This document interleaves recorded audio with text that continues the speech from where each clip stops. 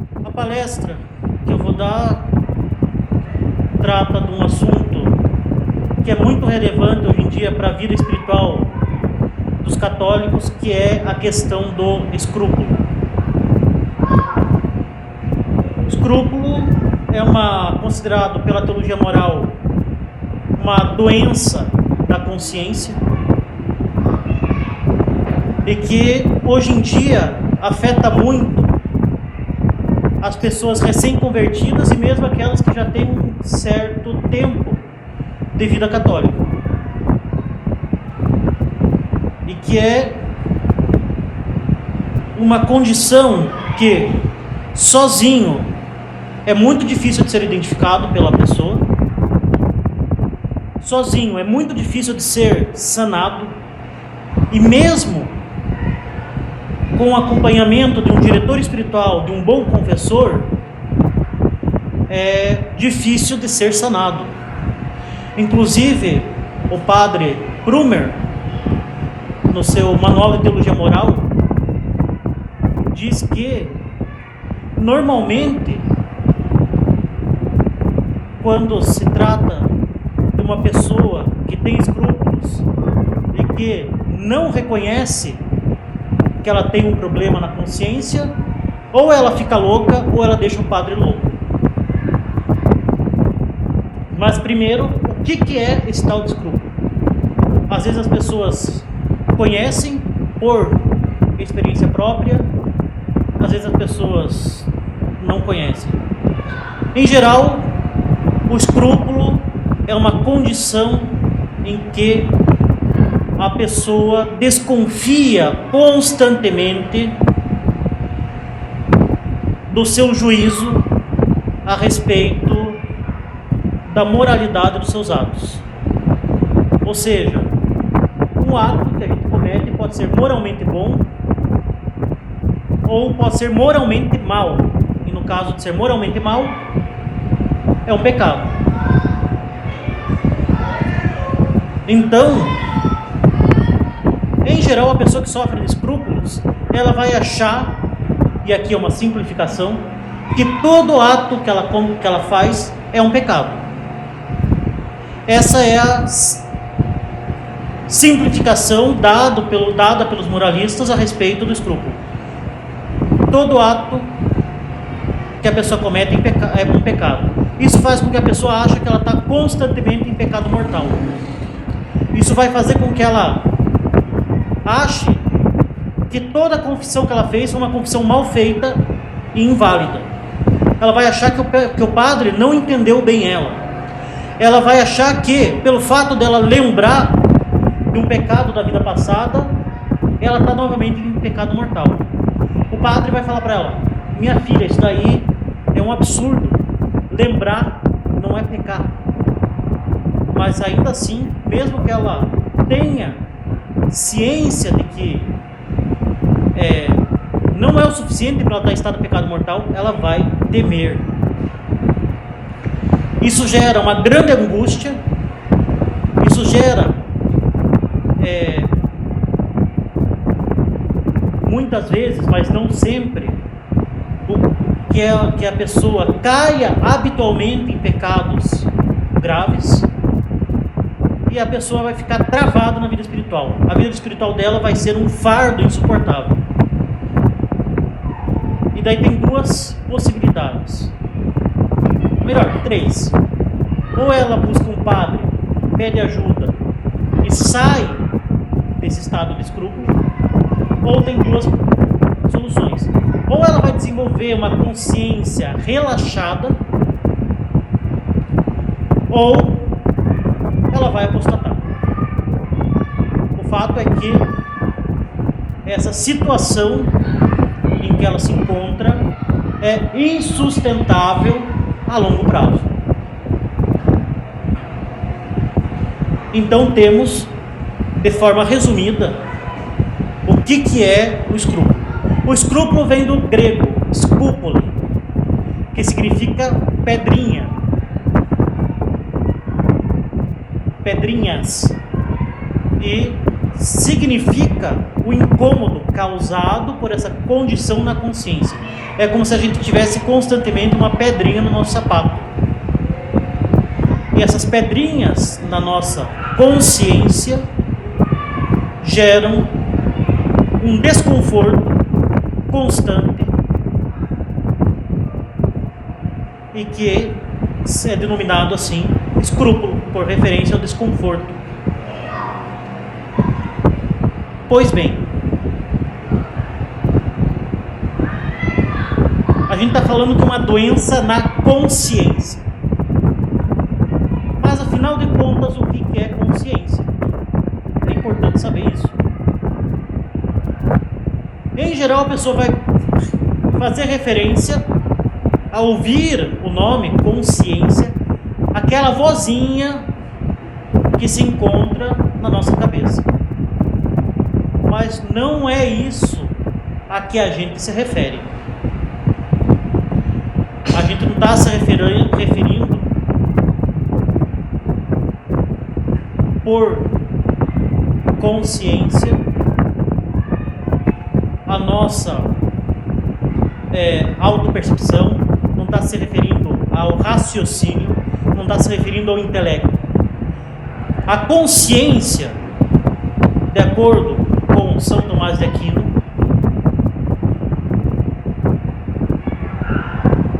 se refere, na prima secunda, se refere a um juízo prudencial realizado pelo nosso intelecto prático, com base nos princípios de moralidade que a gente conhece, a respeito da moralidade ou não moralidade dos nossos atos. Então é um juízo prático, é praticamente um silogismo, em que a gente, o nosso intelecto prático, julga esse ato é um ato moralmente bom, esse ato é um ato moralmente ruim.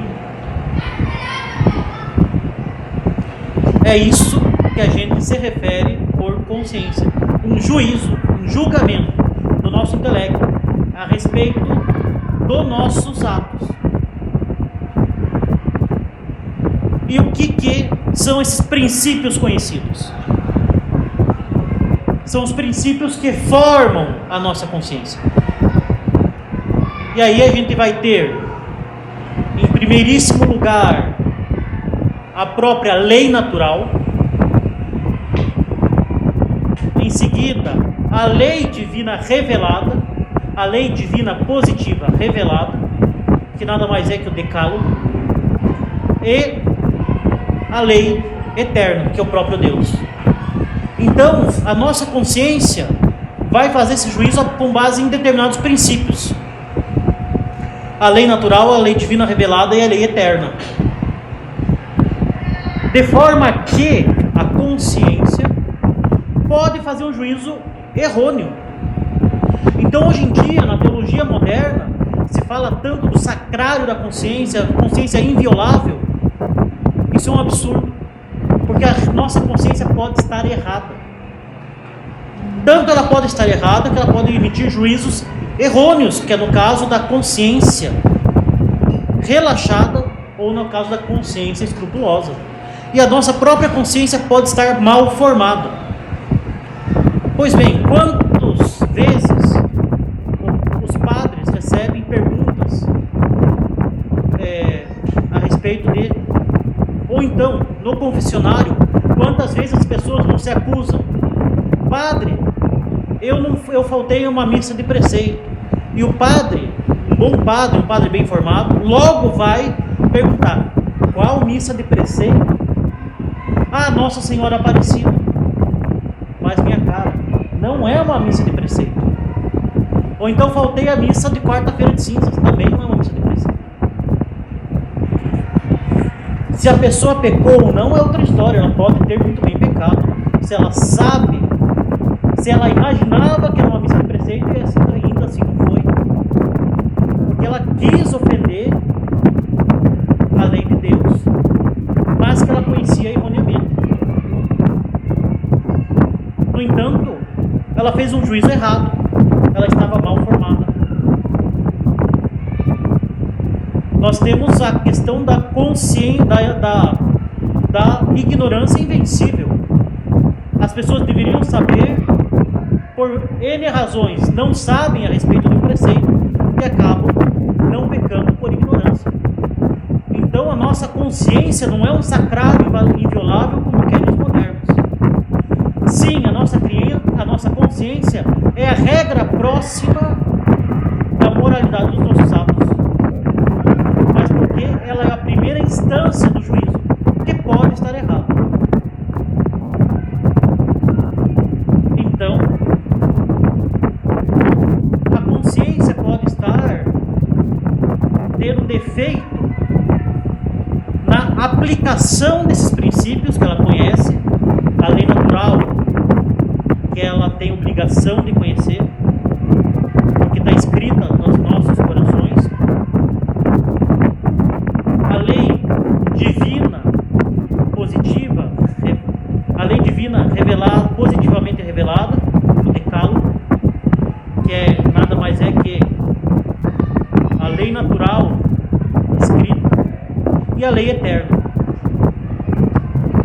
que é o próprio Deus. Ela tem que estar bem formada, mas mesmo estando bem formada, ela pode ser erroneamente aplicada. E temos dois casos: a consciência relaxada, em que o indivíduo acha que aquilo que é pecado não é. Então ele faz de tudo se justificando. Muitas vezes pessoas que conhecem bem manuais de teologia moral, em que, em geral, os moralistas brincam dizendo que a pessoa conhece a teologia moral para saber até onde ela pode ir sem pecar mortalmente. E nesse caso, em geral, a pessoa já está em pecado mortal, se ela chegou nesse nível, e ela se justifica constantemente. Todos os seus atos com mil e uma desculpas para cometê-los. E a consciência relaxada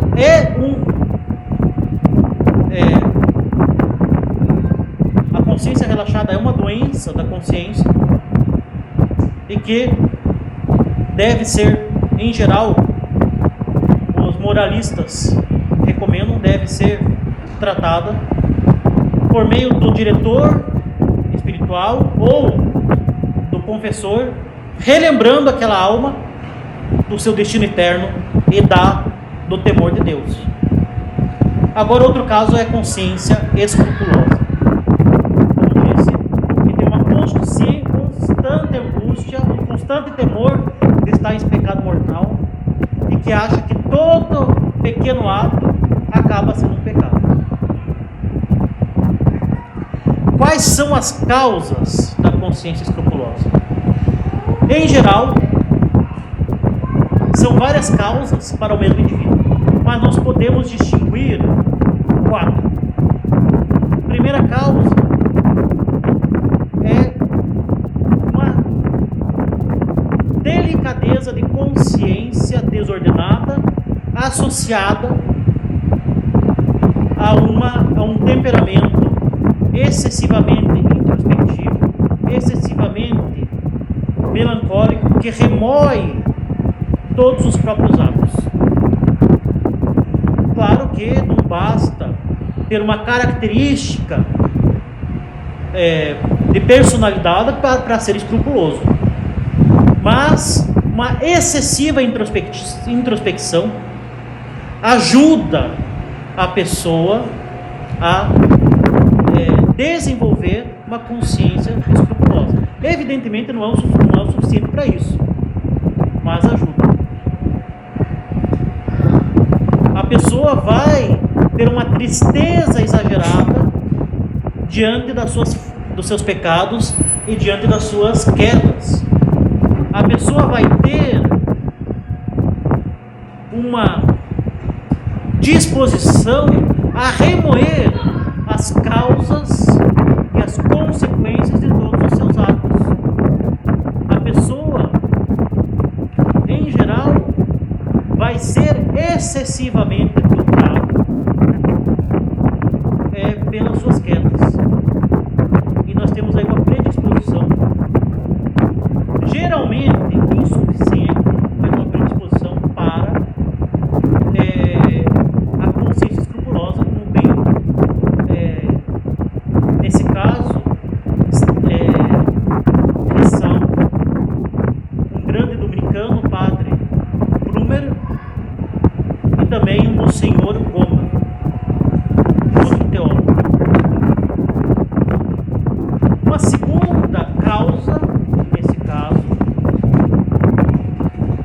caso uma causa negativa, é Deus, que nesse caso retira, cega o nosso intelecto,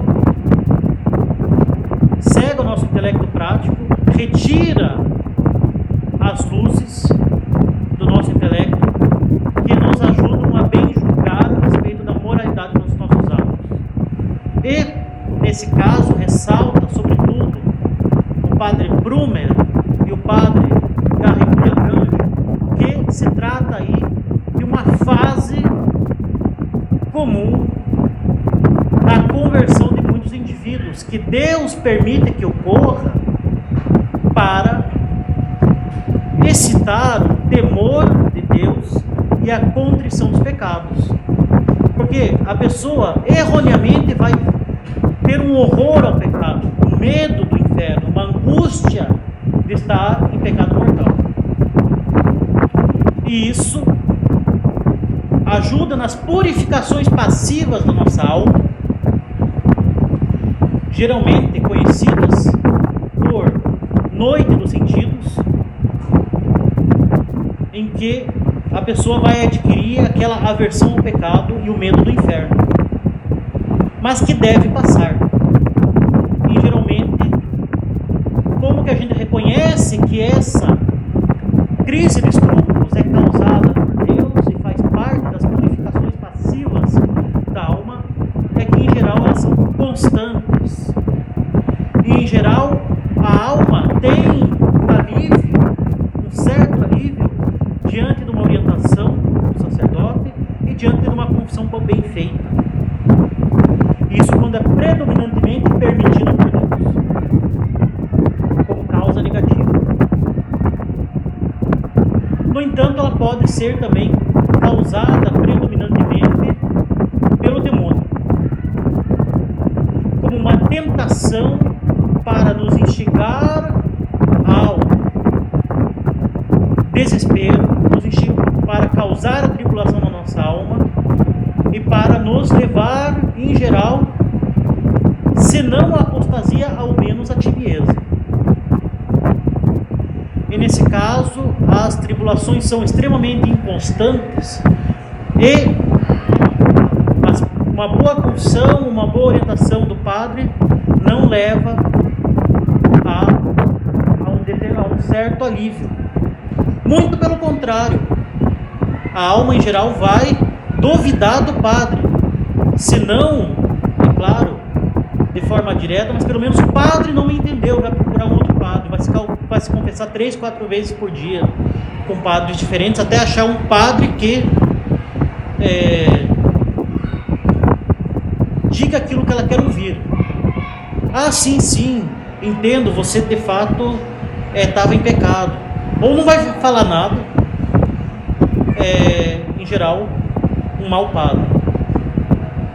Claro que, em geral, também essa alma vai cair constantemente em um pecado mortal habitual, normalmente contra a pureza, porque ela vai buscar, nesse caso, constantemente consolações sensíveis desordenadas em função das grandes angústias pela qual ela passa.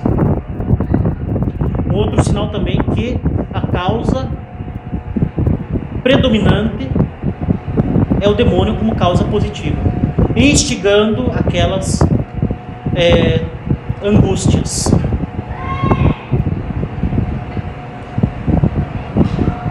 Outra causa mais direta e mais presente nos dias atuais é uma grande independência da alma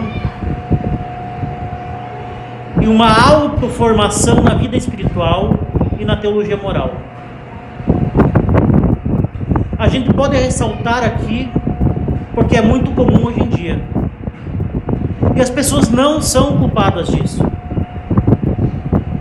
Quem é culpado disso é a grande quantidade de clérigos e de eclesiásticos incapazes de dar uma boa formação, incapazes de dar uma boa orientação. E muitos de nós, e eu mesmo, reconheço, tivemos que se virar na nossa conversão.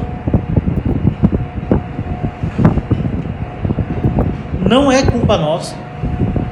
Muitas vezes não é nem culpa direta de muitos padres que receberam uma má formação. Não adianta achar culpado, mas é uma realidade objetiva a qual nós não podemos ignorar. Agora, essa realidade causa muitos problemas. A pessoa não recebe a sua vida espiritual, não recebe a sua formação de uma autoridade que vai guiá-la e que vai julgar o estado daquela alma. E a pessoa se encontra independente, muitas vezes autoconfiante, e se vê obrigada a aplicar por ela mesma os princípios que ela descobriu por si só nos casos concretos em que ela vive. E isso se trata de uma arte, a arte de dirigir as almas, que necessita de experiência, que necessita de prudência, que necessita de um conhecimento profundo, que a gente não pode usurpar por conta própria. E esse estudo independente por conta própria da vida espiritual, um estudo independente por conta própria da teologia moral, leva a dois caminhos, a uma bifurcação. Ou a consciência relaxada, então quer dizer que eu posso ir até esse ponto sem cometer um pecado mortal? Meu caro, você já está em pecado mortal. Ou então, tudo é pecado mortal. A pessoa descobre 1001 pecados que ela nem sabia que existia e ela acha que tudo é pecado. E não tem ninguém para lhe advertir. E se alguém lhe adverte, ela vai confiar mais em si própria do que naquele sacerdote que lhe advertiu. Então temos aí 4 causas que nos dias atuais muitas vezes estão entrelaçadas. Deus permite para levar aquela alma, impulsionar aquela alma a uma conversão. O demônio está lá fazendo de tudo para que aquela alma se perca. Aquela alma muitas vezes é uma recém-convertida por conta própria e muitas vezes tem uma predisposição por um temperamento excessivamente introspectivo. E o que isso causa? Na prática, primeiro, a pessoa quer ter uma certeza impossível de obter. Ela quer ter a certeza, a segurança de que ela está em estado de graça. Ora, se nós bem conhecemos o nosso catecismo, como Santa Joana d'Arc conhecia, nós não podemos ter essa certeza. Nós podemos ter vários indícios que dão uma determinada segurança de que nós podemos estar em estado de graça. Primeiro, um exame de consciência sério que não identifica nenhum pecado mortal a que não ainda esteja confessado. Ou então uma confissão recente, na qual nós confessamos todos os pecados mortais que nós nos lembrávamos, na sua espécie ínfima, com as suas circunstâncias agravantes, e com o seu número.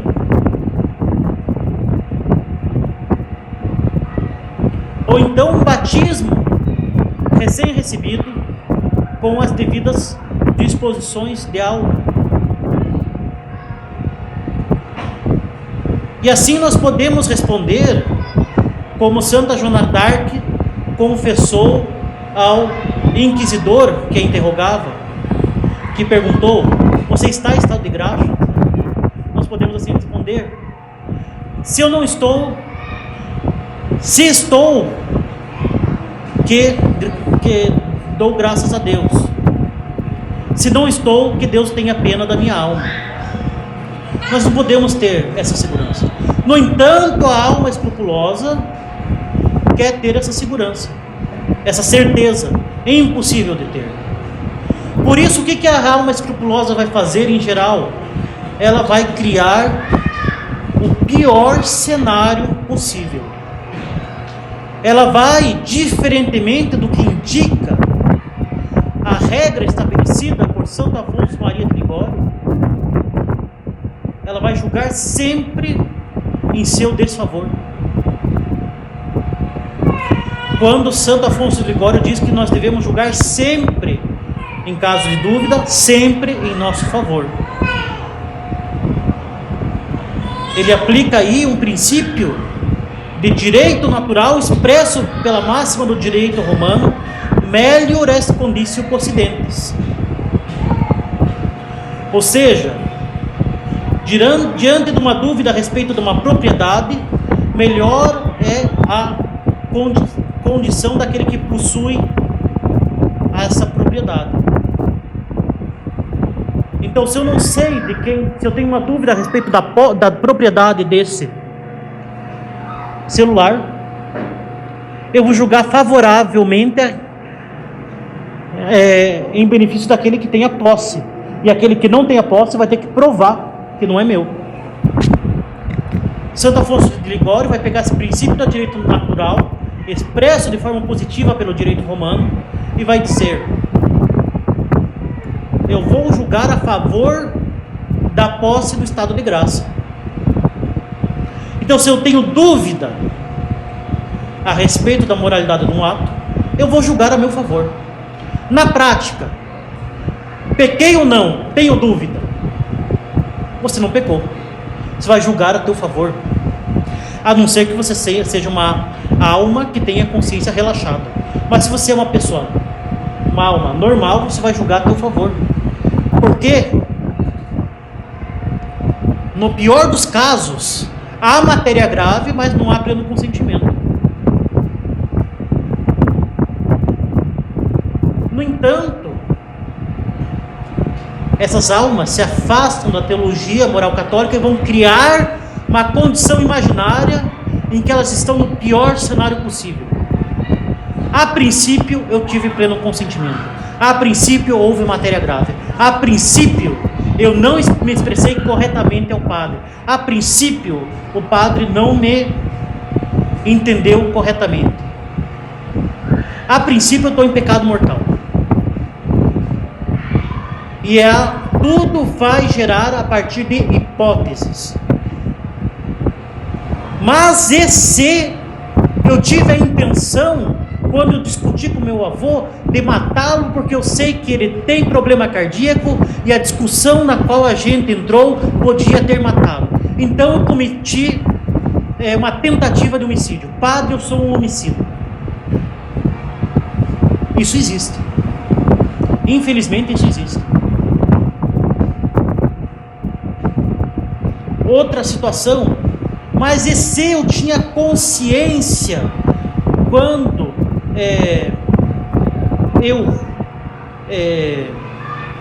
e se quando eu estava rezando missa e a hóstia escapou por alguns instantes do meu dedo, eu tinha consciência do que eu estava fazendo e eu quis diretamente ofender a Nosso Senhor.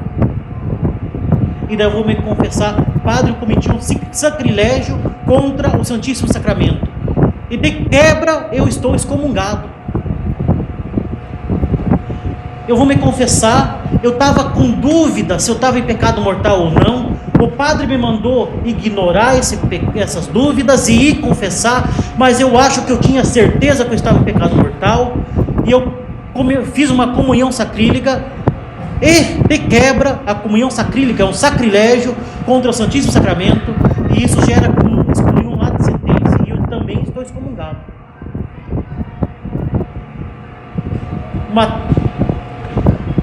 Tudo na base das hipóteses, tudo na base das especulações, até as intenções mais indiretas possíveis, tudo para criar o pior cenário possível.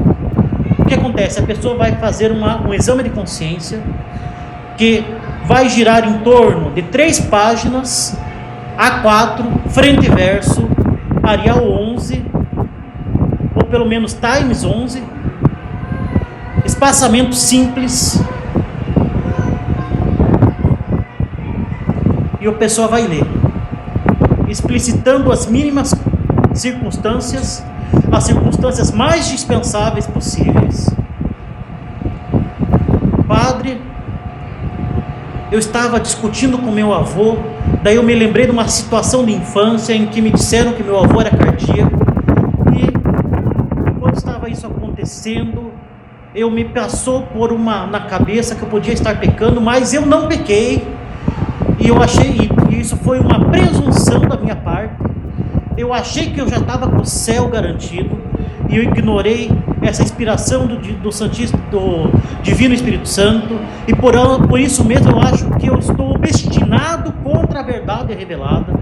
Nem sei porque eu estou confessando, porque eu já estou condenado ao inferno, é um pecado contra o Espírito Santo, e por aí vai. 3 páginas, 5 páginas extensas, para criar o pior cenário possível. Digamos que o padre escute tudo, porque um padre bom já teria cortado a confissão já no começo. Digamos que a pessoa vai até o padre deixa a pessoa ir até o final e dá a absolvição. Ela vai sair da confissão por alguns instantes aliviada, mas provavelmente em menos de um minuto, vai vir tudo. Mas eu esqueci de falar tal coisa. Mas eu acho que aquilo que eu falei não era bem assim. Mas eu acho que tal coisa eu omiti. E aí vai voltar. Minha confissão foi inválida. Por quê? Qual que é o pior cenário possível? Que a confissão tenha sido inválida. Ela tem que fazer uma outra confissão para garantir. E ela vai fazer outra confissão. Dessa vez de 5 páginas. E vai acontecer a mesma coisa. Aquela confissão não foi bem feita.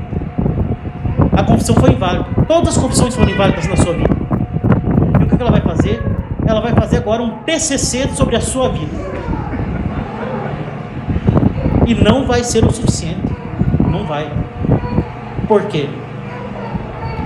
Porque ela nunca vai chegar no pior cenário possível. Ela vai constantemente duvidar daquilo, da confissão que ela fez, da sua acusação, duvidar do bom entendimento do padre, e ela nunca vai estar satisfeita. Ela vai estar numa angústia constante. No fim das contas, qual que é a raiz do escrúpulo? É o orgulho, porque ela quer ter domínio sobre a sua vida espiritual. Ela quer ter domínio sobre o seu estado de graça. E isso é impossível. Ela confia tão somente no seu próprio juízo e não no juízo alheio. Junto disso, dessa certeza impossível, desse pior cenário possível e impossível, existe aí uma busca desordenada das consolações sensíveis, bem escondida. Por quê? Por que este sujeito está buscando a confissão? Porque ele quer o estado de graça? Sim, mas não é esse o primeiro objetivo. O primeiro objetivo dele é a consolação sensível da sua consciência angustiada. Por isso que é uma coisa que foi muito bem observada na conferência que eu dei em Maceió. Em geral, você tem nessas almas uma concupiscência desenfreada. Por isso muitas vezes esse estado de escrúpulo acompanha um pecado habitual contra a pureza, pecado mortal habitual contra a pureza. Por isso muitas vezes essas pessoas são extremamente sensíveis extremamente inaptas à prática da penitência. E essas confissões, por isso que muitas vezes elas vão confessar todos os dias e às vezes até mais de uma vez ao dia. Porque a busca da confissão é uma busca da consolação sensível. E o padre tem que cortar. É obrigação dele negar a absolvição nesse caso. Porque muito provavelmente se tratam de confissões sacrílegas, em que não há uma contrição decente, não há uma integridade da acusação, e o que a pessoa está buscando ali é o alívio da sua própria consciência e não verdadeiramente o estado de graça, embora há de se conceder a essas pessoas realmente queiram essa certeza do estado de graça, mas de forma desordenada. Enfim, nós podemos também sublinhar algo real, mas que tem que ser muito bem observado, que às vezes há junto aí uma condição patológica, psiquiátrica ou psicológica. No caso aí, o padre tem que ver como que se comporta o indivíduo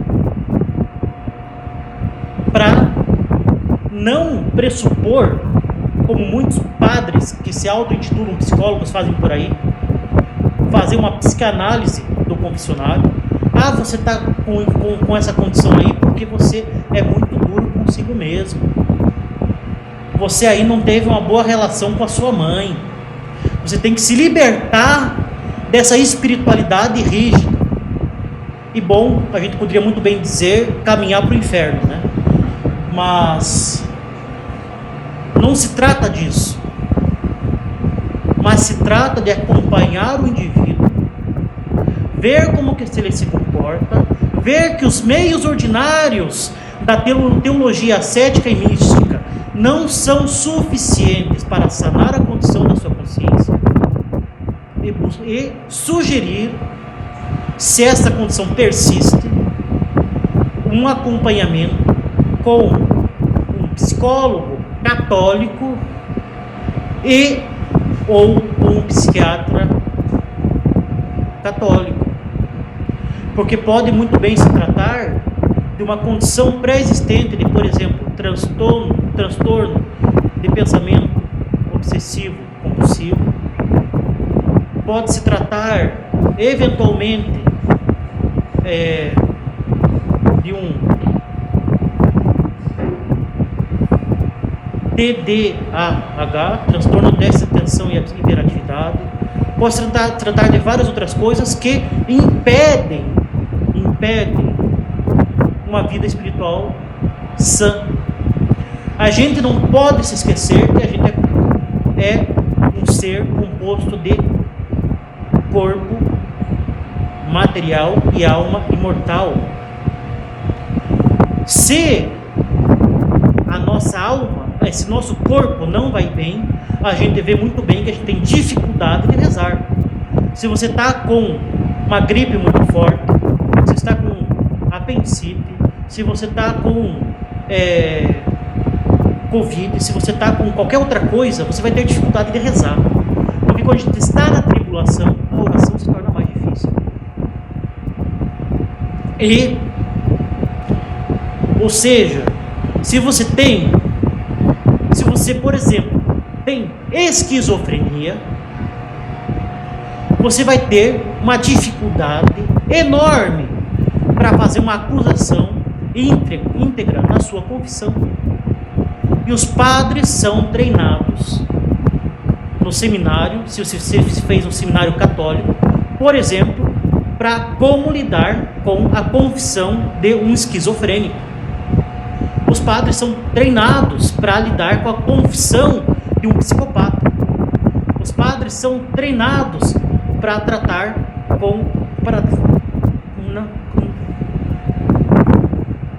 a confissão de um amens, com alguém, por exemplo, um demente. Por quê? Porque você não sabe se o sujeito está confessando algo real, que não pode ser absolvido. Você, eventualmente, na alucinação, lhe pecou. Por exemplo, se eu acho que, num delírio, o João Medeiros está planejando realmente me matar, e eu vou lá e mato ele. É legítima defesa, uma legítima defesa imaginária, mas devido a uma condição subjetiva da minha consciência, eu era incapaz de cometer um pecado.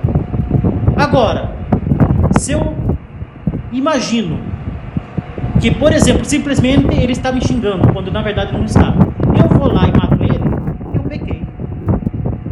Ou se eu imagino em delírio que eu estou matando uma pessoa e estou gostando disso, eu posso não ter cometido um ato material, mas houve a formalidade necessária para cometer um pecado.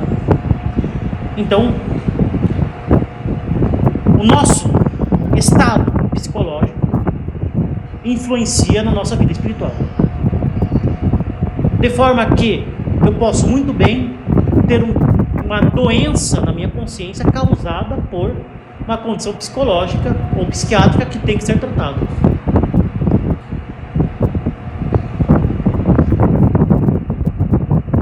E, além disso, muitas vezes condições espirituais vão influenciar na nossa própria saúde corporal. Uma pessoa que tem uma tibieza profunda vai afetar, vai ter a sua rotina, o seu hábito afetado, que pode levar a determinadas condições corporais. E vocês podem muito bem imaginar que se você tem o capeta te possuindo, você não vai ficar bem da cabeça. Em uma palavra mais familiar. Por isso que todo exorcismo deve ser acompanhado por um médico, de preferência um psiquiatra, porque a pessoa não vai sair ilesa de uma posição, psicologicamente falando, de uma possessão. E esta foi a prática da igreja há muito tempo. Pois bem, em seguida, o que fazer? Só para concluir, inclusive, a angústia gerada pelo estado de escrúpulo é uma angústia real, que pode nos afetar negativamente. Por isso, existem técnicas derivadas da psicologia, muito bem fundamentada na psicologia tomista, que podem ajudar o indivíduo a aliviar a angústia causada por essa doença da consciência. O que fazer? Não tem outro jeito. Obediência absoluta ao confessor ou diretor espiritual. A primeira coisa que não há necessidade absoluta de se ter um diretor espiritual. Tudo isso pode ser resolvido no confessionário. Primeira coisa que o confessor tem que fazer, o penitente entender: ele é absolutamente incapaz de julgar os seus próprios atos. Por isso, ele tem que ignorar e deve cortar todo juízo temerário a respeito das suas próprias ações, a respeito do seu estado de alma. Inclusive, essa é uma questão tão séria que o confessor tem o dever, os senhores devem saber muito bem, que existe uma obrigação moral grave do confessor de interrogar o indivíduo na confissão e de impedir que ele confesse pecados errôneos. Ou seja, a gente não pode deixar que o sujeito confesse um pecado que não é pecado. Agora, esclarecer a consciência já é outra história, e não vamos entrar nessa seara. No entanto, a gente fareja escrupuloso de longe. E se a gente vê uma acusação escrupulosa, a gente deve cortar e falar: meu caro, pare por aí. Você está com escrúpulos. E a gente vai proceder da seguinte forma.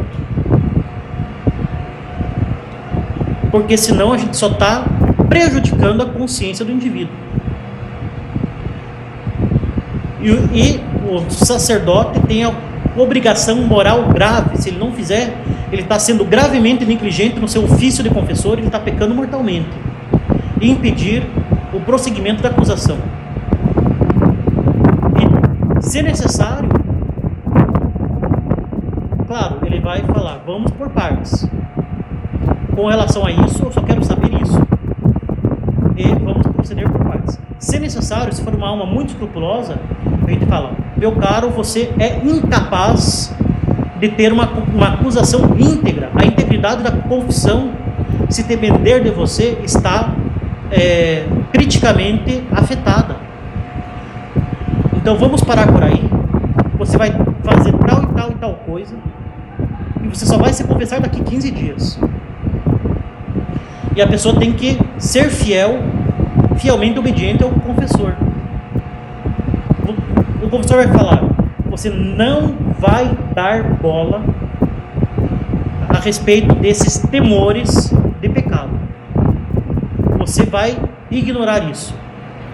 Você não vai solucionar a moralidade por si mesmo.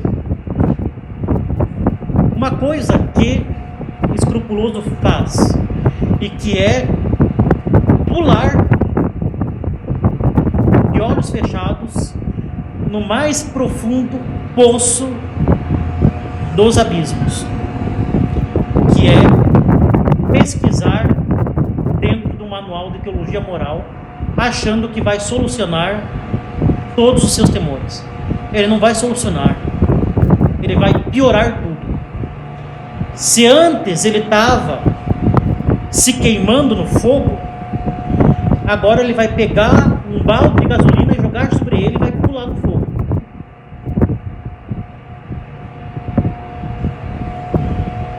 Porque o problema não está na formação da consciência, mas está na aplicação dos princípios que ele já conhece nos casos concretos por meio do seu intelecto prático. E ele é incapaz de fazer isso. Então ele vai ter somente mais matéria para julgar de forma errônea. E isso é o sujeito que tem até um pouquinho de bom senso, porque ele pode fazer pior. Nada é tão ruim que não possa piorar. Ele pode, eventualmente, se não consultar um manual de teologia moral, e em geral um manual ruim, porque o que mais está à disposição é o compêndio de teologia moral do Del Greco, que é para os padres de antigamente o que é hoje um resumão para passar na OAB. Você não vai montar uma peça jurídica com base num resumo do exame da ordem. Você não vai fazer isso. Da mesma forma, o padre não vai julgar um caso de consciência com base num compêndio. O compêndio era só para estudar, relembrar. Agora imagine um sujeito que sequer estudou, mal sabe o catecismo de São Pio X, porque o sujeito que vai fuçar em manual de teologia moral, em geral não tem paciência para estudar o catecismo de São Pio X, muito menos o catecismo romano, muito menos fazer um catecismo para adultos. Ele acha porque ele leu as 62 razões para não ir na missa nova, ele acha porque ele escutou alguns sermões de YouTube, ele já é capaz de estudar a Suma Teológica na fonte, mal traduzida, ou ainda estudar num compêndio de teologia moral que servia outrora para o sujeito que passou 8 anos no seminário. Mas pode ficar pior. Ele pode pegar os seus amigos, tão incapazes quanto ele, e perguntar: eu estou com tal dúvida, o que vocês acham? E aí a vaca foi pro brejo há muito tempo.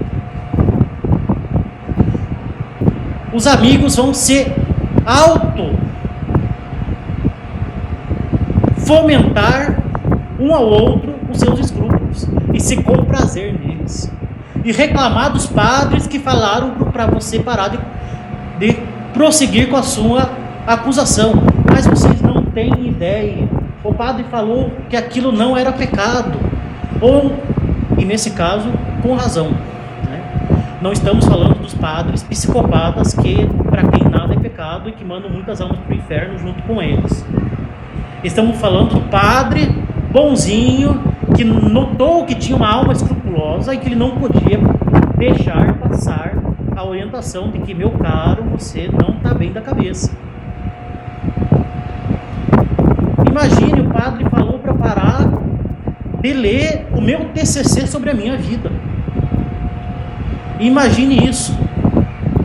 Tenho que procurar outro padre.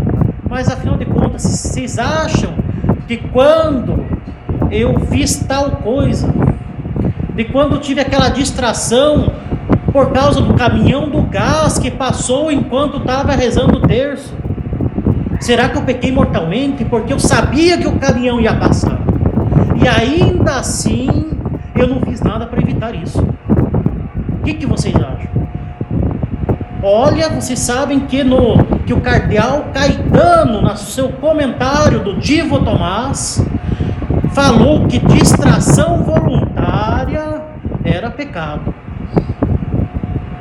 No entanto, o Del Greco fala que se você buscou lutar contra a tentação, era pecado. Então é pecado. Mas eu acho que eu consenti. Não é possível que eu não tenha consentido. Eu sabia que era pecado. Então não somente eu estou em pecado, mas eu comunguei depois. E não somente estou em pecado mortal, mas também estou excomungado. E vai assim, um alimentando o outro. Podemos também citar o sujeito um pouco mais piedoso, um pouco mais de bom senso, que faz o quê? Chama o padre no WhatsApp, fala: padre, isso foi pecado ou não? Há de convir que esse sujeito tem bom senso. Agora, ele está procedendo bem? Se isso se me limitasse a uma pergunta, talvez por dia, tudo bem. Mas quando passa de 6, 7, 8, e o padre não responde porque está ouvindo confissão, e aparece interrogação. Padre, o senhor viu? Interrogação. Olhinho olhando para cima, mão acenando, um urso panda fazendo face palm, fazendo assim. Daí fica um pouco complicado. O que o padre deve fazer? Falar: meu caro, não podemos proceder dessa forma. Porque se na direção espiritual, se na confissão, você tem que ter uma absoluta confiança no sacerdote para sair desse poço, por outro lado, no seu dia a dia, você tem que desenvolver a capacidade de julgar a moralidade dos seus atos de acordo com os princípios conhecidos por você mesmo. E nós temos no Catecismo Básico largamente tudo aquilo que é necessário para você se virar por conta própria em 90% das situações do seu dia a dia. claro que como nós estamos vivendo a Quarta Guerra Mundial, estamos em tempos que não são nada normais, em que você tem mulher achando que é homem, mulher achando que é mulher, homem achando que é mulher, e entre outras coisas completamente absurdas, e que eventualmente você pode ter um chefe que parece mulher, age como mulher, mas é um homem, e você não sabe o que fazer. Aí sim você chega lá para o padre: padre, meu chefe é um homem, mas ele quer ser chamado de Sara, o que eu faço?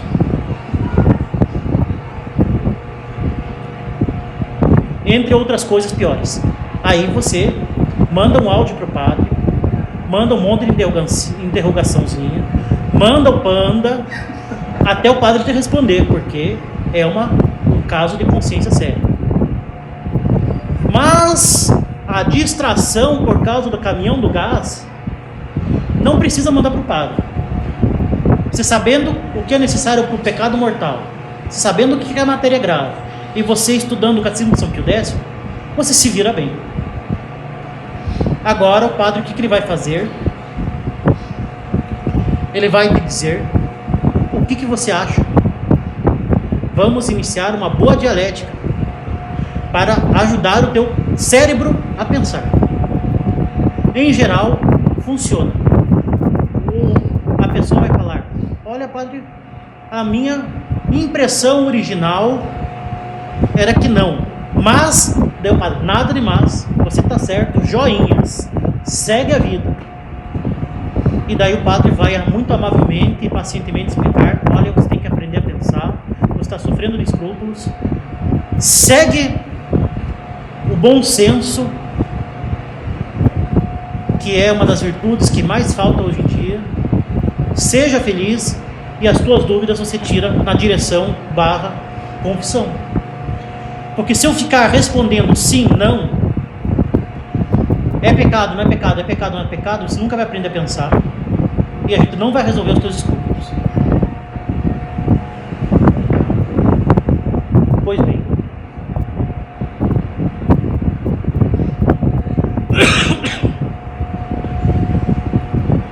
outra coisa extremamente necessária, além de não julga a respeito, não confia em si mesmo, segue o bom senso nas coisas pequenas. A princípio, se você tem dúvida, não está em pecado mortal, para de remoer os escrúpulos e confia no padre. E eu normalmente digo: bota na conta do padre, não é bota na conta do papa, é bota na conta do padre, porque em geral, quando a gente fala isso, para de pensar, você não confia nas suas próprias dúvidas. Na dúvida você não está em pecado. Em geral, eu já digo, e eu sei muito bem que passou agora pela tua cabeça: o padre não entendeu direito o que eu disse, ele está se enganando. Em geral é o que acontece. E eu te digo, qualquer coisa é culpa minha, eu assumo toda a responsabilidade. Bota na conta do padre. Por quê? Porque você é incapaz de julgar a respeito da moralidade dos seus atos.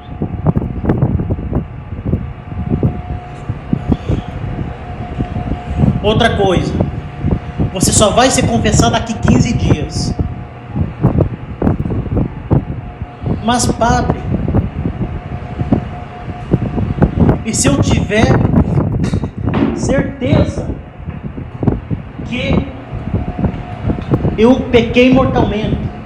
Isso vale normalmente para as pessoas que pecam, são pecadores habituais, caem normalmente em pecado mortal habitualmente. Daí o confessor vai falar: pois é, se você tem certeza que cometeu um pecado mortal, toma cuidado para não morrer. Isso é uma piada. Não tenho medo, a gente é extremamente paciente e caridoso no confessionário. Claro que a caridade não exclui umas voadoras de vez em quando, se necessário. E às vezes é necessário, mas mesmo a voadora é dada com muita caridade.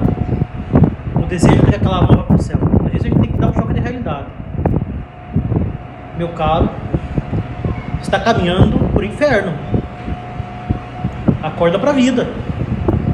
Mas nesse caso, claro, a gente não vai fazer piada, né? Porque a pessoa está numa grande angústia. Mas a questão é que a confissão está servindo somente para afagar o ego dela.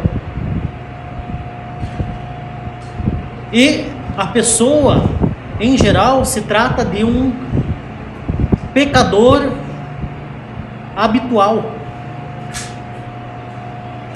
E você não pode dar absolução para alguém que cai habitualmente em pecado. Você está brincando com a absolução.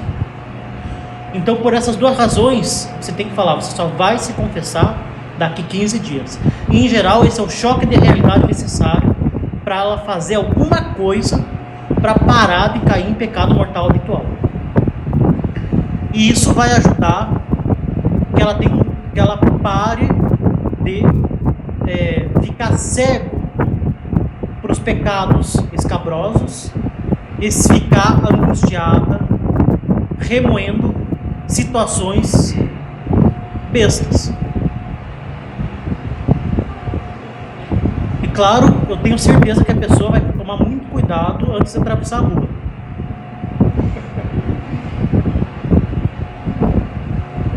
Como eu disse, se trata de uma angústia real e muito grande. E, em geral, as pessoas até conhecem alguns princípios da teologia moral. Por exemplo, não sei se vocês já pensaram a respeito, mas é uma realidade muito frequente. A pessoa vai lá, se converte, começa a conhecer a doutrina católica e dela vê, poxa vida, eu estou pecando a vida inteira, eu tenho que fazer alguma coisa. Vai lá e se confessa. Daí ela continua estudando. Daí vai lá e descobre, poxa vida, aquela coisa era pecado, nunca confessei isso, tenho que confessar. Ela vai e se confessa. Ela descobre outra coisa. Daí descobre outra coisa. Daí descobre outra coisa. Daí Deus começa a ver, olha, cairia muito bem nessa alma uma noite dos sentidos. Está pronta para passar para o próximo nível.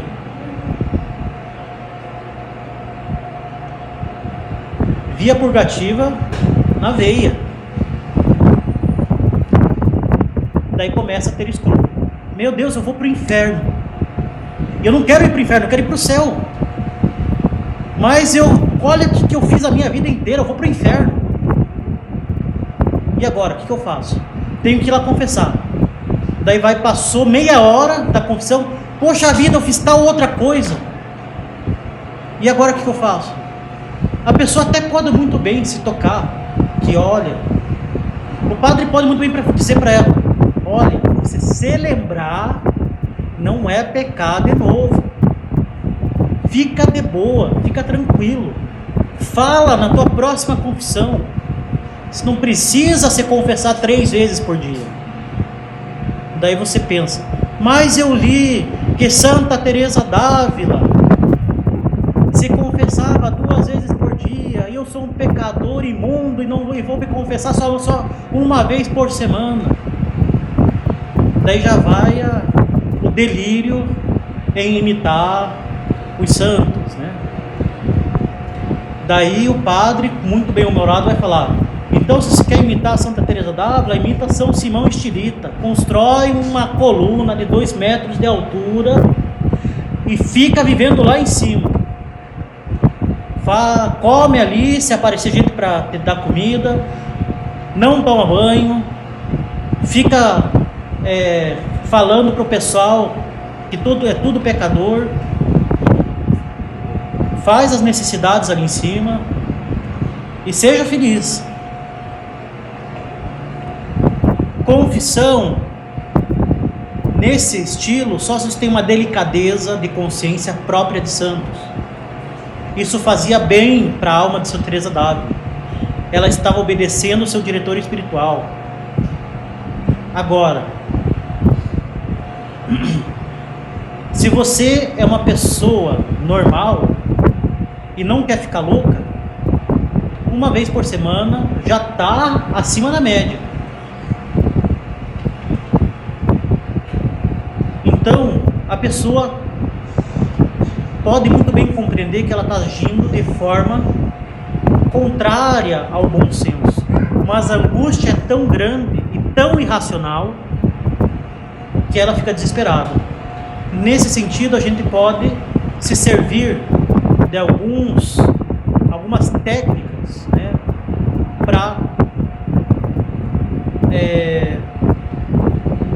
para a pessoa aliviar um pouco dessa angústia, e que são muito bem fundamentadas na psicologia tomista.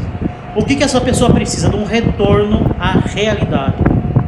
Vocês vejam bem que todas essas angústias são baseadas em hipóteses e não na realidade. E se quando eu estava discutindo com meu avô, eu tinha consciência de que ele é cardíaco, que ele podia ter um ataque do coração e, portanto, eu cometi uma tentativa de assassinato. Isso é completamente insano. A gente confessa ações e não hipóteses. Então, a necessidade de um retorno à realidade e parar de dar corda para a própria ilusão. Então, a gente pode dar dois conselhos nesse sentido.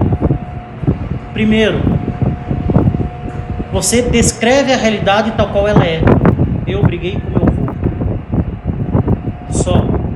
Eu estou aqui sentado diante de uma mesa, dando uma conferência, tomando água, gravando no celular. Descreve a realidade e para de pensar naquilo que está vindo na tua cabeça, que é simplesmente uma hipótese, uma ilusão, uma imaginação. Segundo, tenha um santinho consigo para você rezar. Quando você está angustiado e com pensamentos ruins, você pega esse santinho que vai ter uma frase que vai dizer: os meus temores não são fundados na realidade, mas na minha própria imaginação. Devo obedecer o meu confessor / diretor espiritual e não dar corda para esses pensamentos e rezar. Daí pega uma oração para Santo Antônio, por exemplo. Ou seja, retornar para a realidade. Cortar esse círculo vicioso. E obedecer ao confessor. Não dar corda a esses pensamentos, se confessar com o mesmo padre, por exemplo, a cada 15 dias.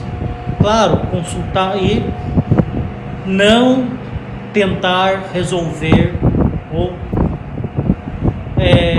não tentar resolver o teu problema de consciência. É impossível. Eu já falei isso, mas é bom repetir. É impossível. Não vai resolver.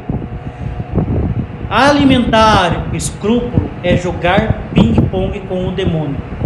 Você é incapaz de vencer. Você é incapaz de resolver o caso de consciência em questão. Não só porque você não é padre, mas porque você não tem capacidade na sua própria consciência.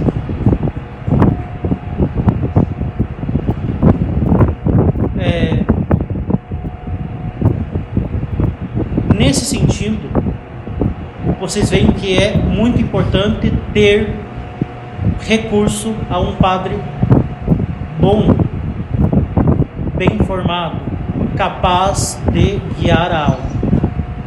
E quando nós estamos por conta própria, quer dizer que é impossível solucionar o caso de consciência escrupulosa? É bem difícil. Por quê? Porque primeiro é muito difícil reconhecer. É difícil reconhecer. Mas eu posso, por isso que faço questão de dar essa formação a respeito do escrúpulo. É muito comum hoje em dia.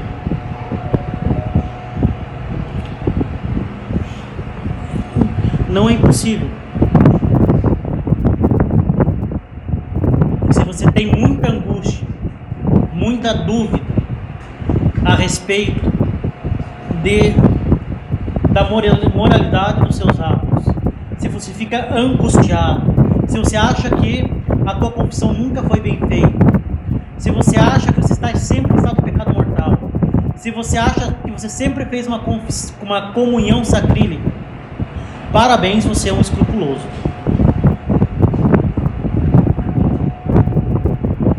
E agora o que eu faço? Reconheça humildemente que você tem um problema com a sua consciência, que você não deve confiar em si próprio.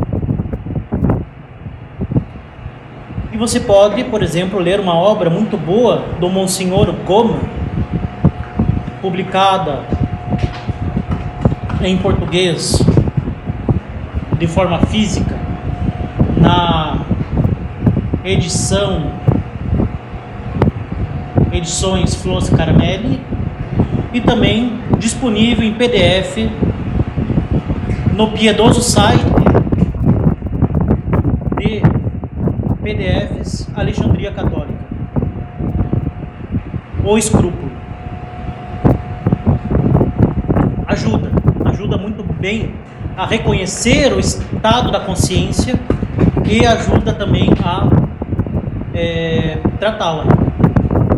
Claro que vai ser muito difícil sem um padre. Não fique de forma alguma correndo atrás de manuais de teologia moral. Não fique tentando resolver escrúpulo dos outros e não fique tentando resolver o próprio escrúpulo. Você é incapaz de fazer isso. O melhor é aquele juízo a favor de si mesmo. Em geral, as almas escrupulosas já tendem a um certo rigorismo.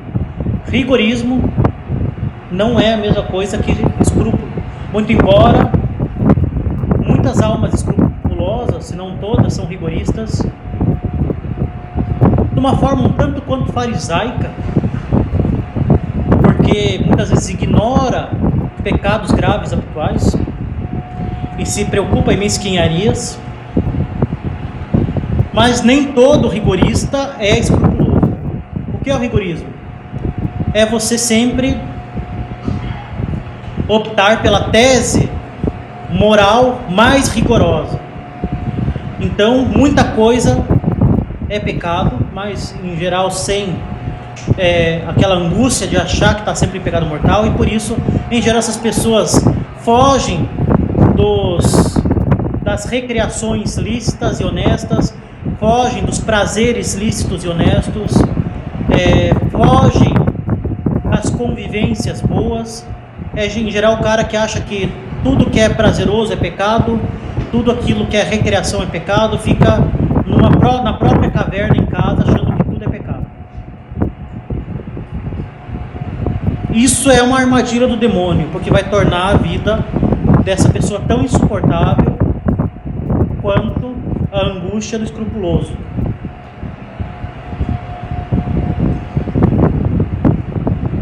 Então a pessoa tem que ter justamente essa desconfiança de si mesmo e buscar cortar os pensamentos que ficam remoendo a própria consciência. E, sobretudo, buscar ter uma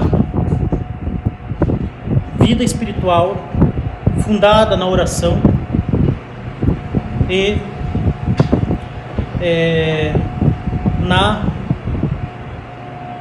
frequência piedosa aos sacramentos. Por que que isso é tão comum hoje em dia? E por que nós devemos justamente ver muitas vezes no escrúpulo uma ação da misericórdia de Deus? Porque o escrúpulo é tão comum hoje em dia porque ele está muito associado num catolicismo exterior, num catolicismo de fachada, em que a pessoa nada mais vive o catolicismo como um estilo de vida e não como a religião verdadeira revelada por Deus para nos dar a salvação. É um estilo de vida em que o sujeito se torna tão chato quanto um vegano e que ele está mais preocupado em apontar o defeito do outro do que em mudar a própria vida. A vida dele nada mais é que uma constante parecida com um partidário de torcida organizada, brigar com os outros, apontar o pecado dos outros e não mudar a própria vida. É um Zé Cruzadinha de internet que fica mais preocupado em parecer um neocruzado do século XXI, mais preocupado em ficar brigando com tudo e todos do que com rezar o terço diariamente. E essa visão da religião como um estilo de vida, como uma aparência exterior, vai encher de regrinhas as costas desse indivíduo, como os fariseus enchiam o povo de pequenas regras a seguir.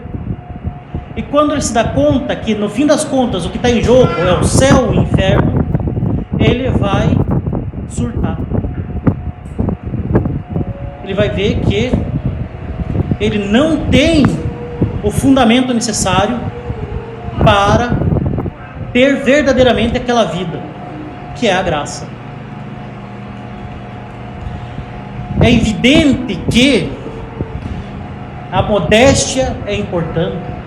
É evidente que combater o ateísmo, o comunismo, o perennialismo é importante. É evidente que lutar pelo reinado social do nosso Senhor Jesus Cristo é extremamente importante.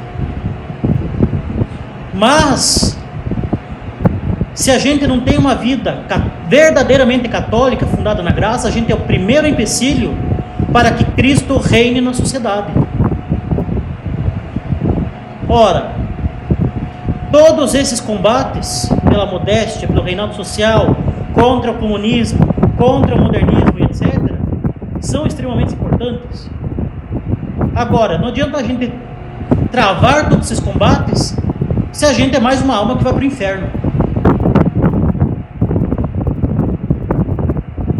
Se a nossa vida não muda verdadeiramente, a gente nada mais passa que um católico de Facebook, ou de Instagram, ou outrora de Orkut. Se o nosso combate não está fundado na graça, Deus, em sua infinita misericórdia, vai falar: olha, cara, você tem que viver tudo isso, senão você vai para o inferno. E em geral o sujeito surta. Se ele não vive bem a sua crise de escrúpulos e não se converte e tem uma vida verdadeiramente espiritual para travar todos os combates que ele quer travar com fruto para a eternidade, ou ele vai em seu escrúpulo ou em seu rigorismo surtar de vez e abandonar tudo e partir para outro estilo de vida, ou ele vai dar um jeito de não sofrer a humilhação da apostasia, mas anestesiar a própria consciência, como ele estava fazendo com as inúmeras confissões, mas agora de forma definitiva, com uma consciência relaxada. Ah não, tudo isso que eu faço não tem problema. No fim das contas eu conheço a verdade. No fim das contas, olha quantas obras estou fazendo. Eu criei um grupo de WhatsApp. Imagine só, estou salvando a igreja. Eu mandei a notícia do padre que fez tal coisa para todos os meus contatos. Agora eles sabem que aquele padre de Pirapoca do Iparapanema é um herege. Eu sou um bonzão. Claro, eu passo tanto tempo com inutilidades, mas veja bem, eu tenho uma lista de transmissão com 256 contatos e eu ainda tive que criar uma outra lista de transmissão, porque o máximo que o WhatsApp comporta é 256. Eu tenho 2 listas de transmissão. E o cara vai alegremente para o inferno, porque o que realmente importa ele não tem, que é a graça. Deus não vai nos cobrar se a gente tinha 2, 3 ou 4 listas de transmissões. Ele não vai nos cobrar se a gente está denunciando o padre da esquina. Ele vai cobrar o que a gente fez com as graças que ele nos deu, e o que a gente fez com a nossa alma, e não com a notícia do padre herege de Pirapoca do Iparapanema.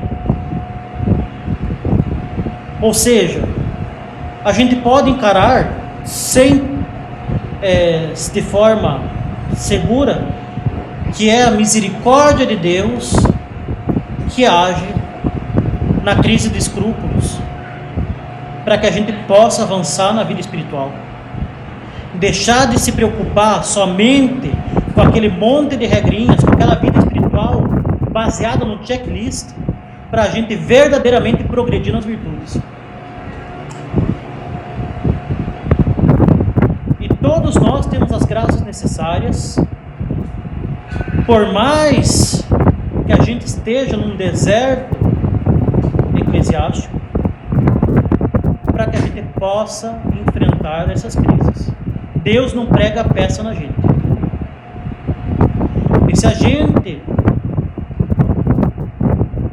recorrer a essas pequenas dicas, recorrer àqueles livros simples de espiritualidade, a gente tem mais do que suficiente para, se a gente aplicar com bom senso, para tirar proveito de tudo isso. Graças a Deus, as pessoas que levam a sério a vida espiritual e que fundam todo o seu apostolado na vida espiritual, vão encarando isso com bom senso e sobretudo com simplicidade e com desconfiança de si, vão passar por essa fase com proveito e vão ter uma vida espiritual sã. Agora, se você não sair daquela vida de Zé Cruzadinho de Facebook, ou vai jogar tudo pro ar, porque no fim das contas, desde o começo você estava encarando a Igreja Católica como um time e se comportando como um membro de torcida organizada e desprezando a graça. Mas Deus não vai desistir da gente. Então, em resumo, o que é importante? Desconfiar de si mesmo, não dar corda para esses pensamentos de angústia, na dúvida, julgar a favor de si mesmo, ter sobriedade e simplicidade na confissão, sobretudo ter simplicidade na vida espiritual, e fundar a sua vida espiritual na oração e nos sacramentos. Pois bem,